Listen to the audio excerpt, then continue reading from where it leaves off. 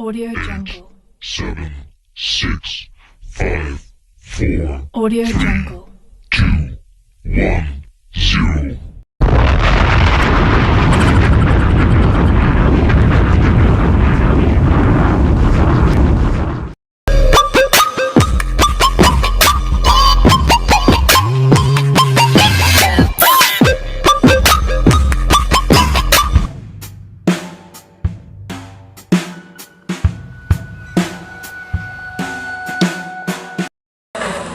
Good day guys. Our topic is all about computer virus. So what is a computer virus? A computer virus is a computer program that can copy itself and infect a computer without the permission or knowledge of the owner. A computer virus passes from computer to computer like a biological virus passes from person to person.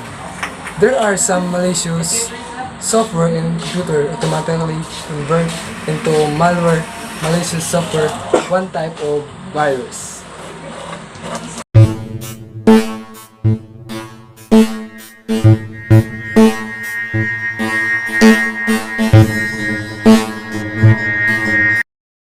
So, there are basic characteristics of viruses.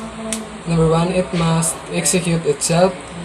Number 2, it must replicate itself.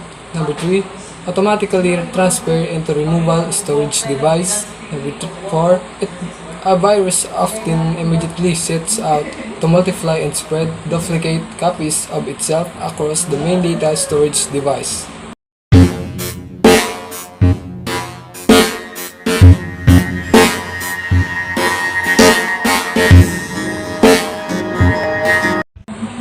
Symptoms of infection. Programs that longer to load than normal. Computer's hard drive constantly run out of free space. The hard drive runs when you are using it. New files keep appearing on the system and you don't know where it come from. Strange sound or beeping noises come from the computer. Strange graphics are displayed on your computer monitor. Program sizes keep changing. Restart itself often, fail to print correctly.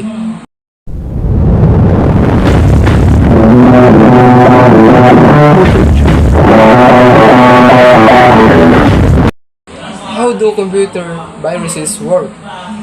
Computer viruses are sent by unsuspecting computer users. They get into a computer through accessing email or an external storage device. The virus then installs itself into the computer's memory. It does this by copying itself into as many files it can find on the disk drive, through email attachment, by clicking on a web link when surfing the web, by downloading a program that claims to be a game,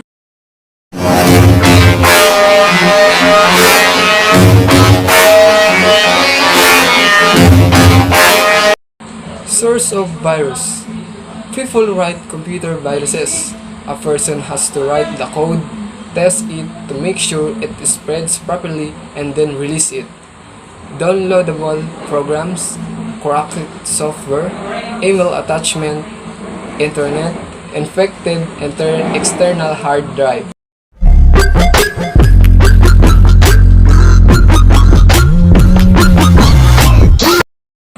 Types of computer virus. There are 6 types of computer virus: time bomb, logical bomb, worm virus, both sector virus, microvirus, and Trojan horse. Time bomb. A time bomb is a virus program that performs an activity on a particular date. It also called date virus. Logical bomb. A logical bomb is a destructive program that performs an activity when a certain action has occurred. Worm virus. Worm is a self-replicating program similar to a computer virus. A virus attaches itself and becomes part of another executable program. However, a worm is self-contained and does not need to be part of another program to propagate itself. Both sector virus. Infect the boot sector on floppy disk by patting its code and the both sectors. A virus can guarantee it's get executed, load itself into main memory immediately, and it is able to run whenever the computer is on. Macrovirus. A macrovirus is associated with application software like Word and Excel. When opening the infected document, macrovirus is loaded into main memory and destroys the data stored in hard disk. Trojan horse. Trojan horse is a destructive program. It usually claims to be a computer games or application software. If executed, computer system will be damaged. They appear to be something interesting or harmless, but when they are executed, destruction results.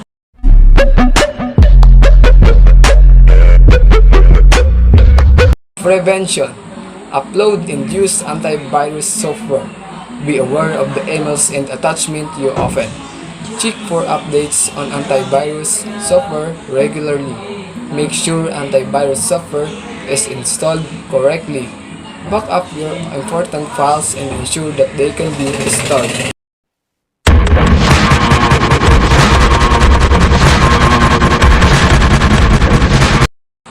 Myths and misconceptions about computer viruses.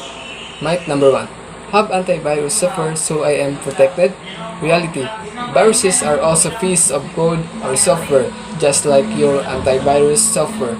They both are created by those having knowledge of both and to fight against each other. Both viruses and antiviruses keep them up to date and competitive against each other. Myth number 2.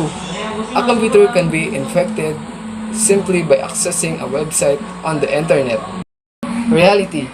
Only a executable program can infect a computer. Viruses do not exist by floating around the internet. Myth number 3. Antivirus programs prevent computer viruses. Reality. Antivirus programs installed correctly and updated regularly will clean system of viruses that they have been designed to detect. They do not prevent the spread of every virus. Why? Because new computer viruses are created daily. Myth number 4. Antivirus programs should be updated once a year. Reality. Antivirus programs should be updated as often as the manufacturer recommends. Myth number 5. Viruses can be spread by reading email. Reality. Viruses cannot be spread by reading an email text message, but they can be spread if an email comes with an executive files as an attachment, but only if the attachment is open. For this reason, computers should never be permitted to automatically open any email attachment. Myth number 6.